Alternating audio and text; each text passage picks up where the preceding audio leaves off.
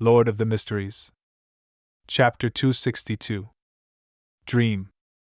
In the cold and gloomy hall, Klein suddenly shivered.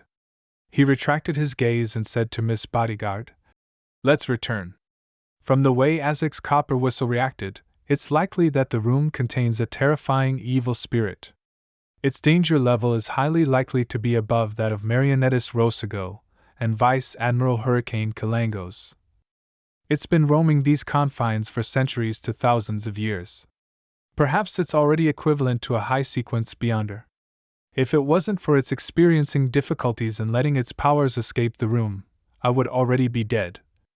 Even if Miss Bodyguard is a powerful Sequence 5, there's no hope of us turning the tides of battle with our powers combined. One needs to be aware of one's strength.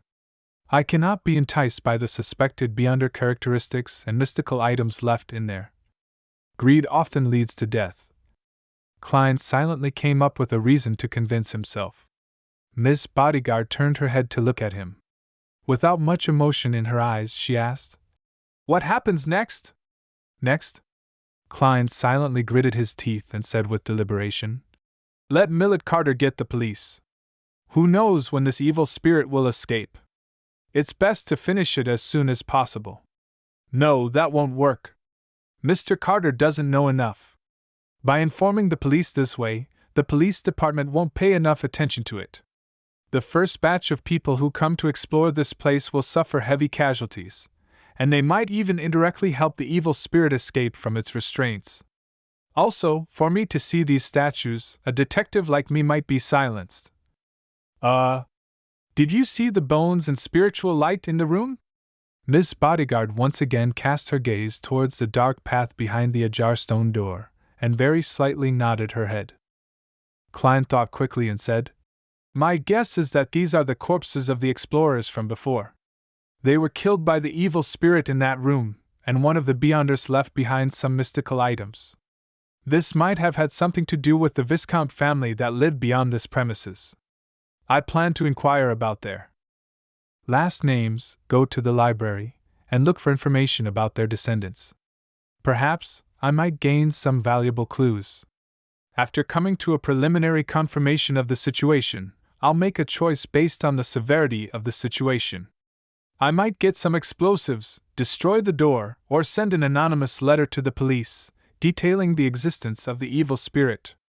However, I'll have to think of a way to avoid the risk ahead of time. This isn't too urgent. I can take my time." Miss Bodyguard quietly listened to what Klein had to say. Looking ahead, she said in an ethereal voice, "Are you not considering to get people to exorcise this evil spirit?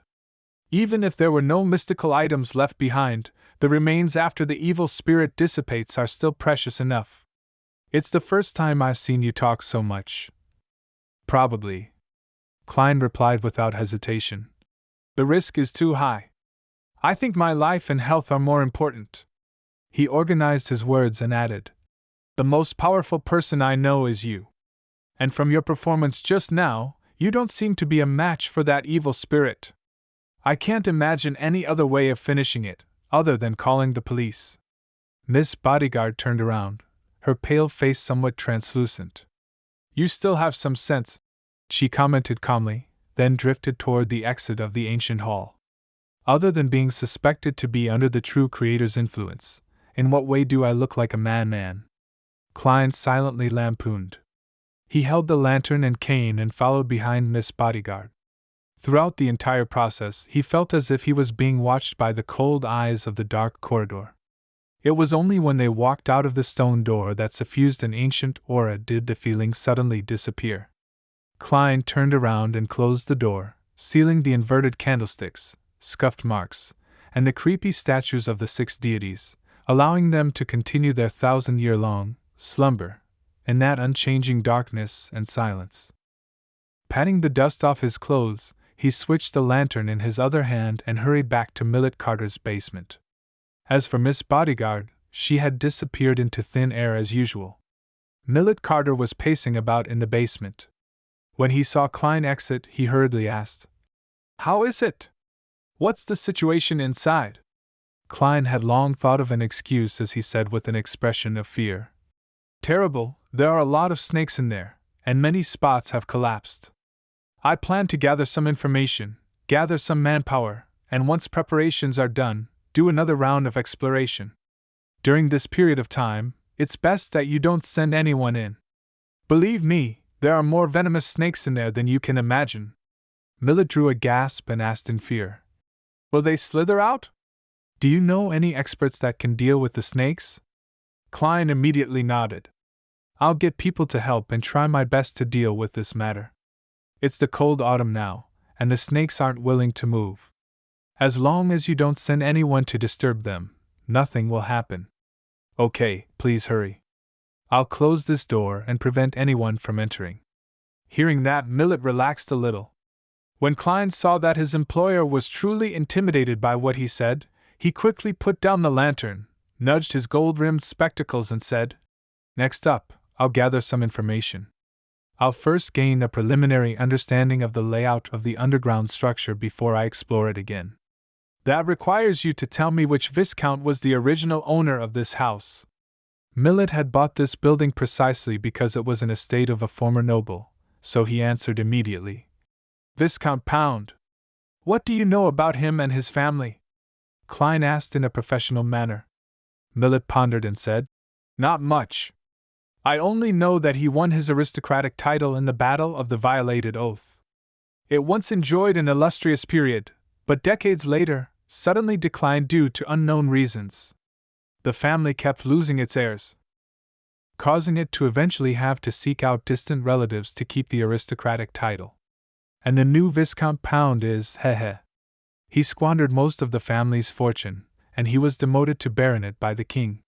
He's probably still in Backland, and can go bankrupt at any moment." Battle of the Violated Oath? The Battle of the Violated Oath that began in 738 during the Fifth Epoch? Having successfully graduated as a history student, Klein instinctively recalled the corresponding knowledge. The war that happened about 6 centuries ago was a war involving religion.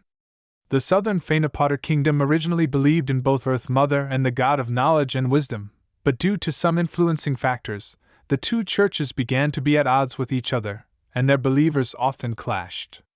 During that period, its two neighbors in the north, the Lone Kingdom and the Intis Kingdom, seized the opportunity to start a war in the name of protecting freedom of religion. In the later stages of the war, the FACELESS Empire joined the fray and attempted to destroy the ploy by Lone and Intis. However, they still failed to turn the situation around. The result of the war was that the border between Lone and Fainapotter, as well as Intis and Fainapotter, countries such as Lemberg, Mason, and Seeger, gained independence. They mainly believed in the god of knowledge and wisdom, leaving the Church of Earth Mother as the only religion in the Fainapotter kingdom. The conflict that lasted 5 years was called the Battle of the Violated Oath because both sides of the war accused their adversaries of violating the holy oath at the end of the Fourth Epoch. After that, there was more than 300 years of peace in the northern continent. This didn't mean that there was no conflict between nations, but rather, there were no wars on that scale again.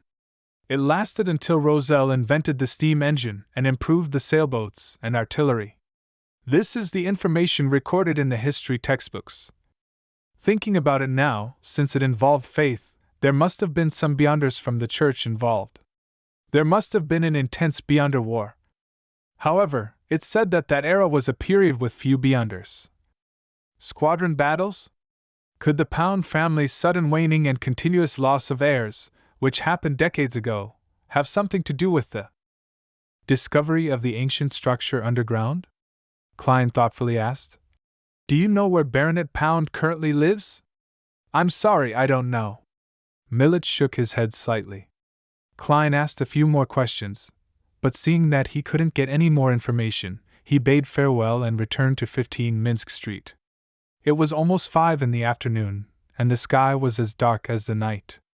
Klein thought that the public libraries would have been closed by then, so he temporarily put aside the underground structure and prepared dinner for himself. He had wanted to learn to make Fainapotter noodles based on a recipe in the newspapers, but he ended up with noodles mixed in meat, sauce, and vegetables. To his surprise, it tasted pretty good. After having had his fill, Klein tossed a coin casually, divining if he should inform the police.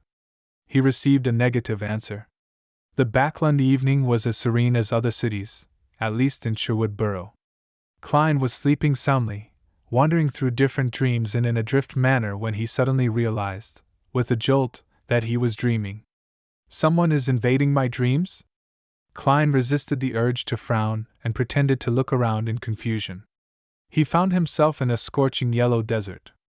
A roar suddenly came from the sky, and a huge monster dyed in black and gold flew over. The creature had a thick, lizard-like body and a pair of wide wings covered in a hide on its back. It descended and blotted out the sun in the sky.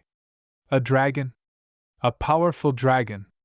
Klein saw scales the size of a plate, a gaping mouth that emitted pure light, and two dark golden vertical pupils. Roar! The dragon spat out a beam of light that seemed to envelop everything. Soon, large swaths of the desert was obliterated. Amid the light, a figure jumped into the air. He was 3 or 4 meters tall, but he didn't have the unique vertical eye of the giants. He had a handsome, young face, and he wore black full-body armor which seemed to be spattered with blood. This giant knight swung his broadsword upwards, and countless bluish-white flames, which appeared a little purple, condensed into long spears. They shot at the dragon. It was as if he had an entire army of illusory beyonders helping him in battle.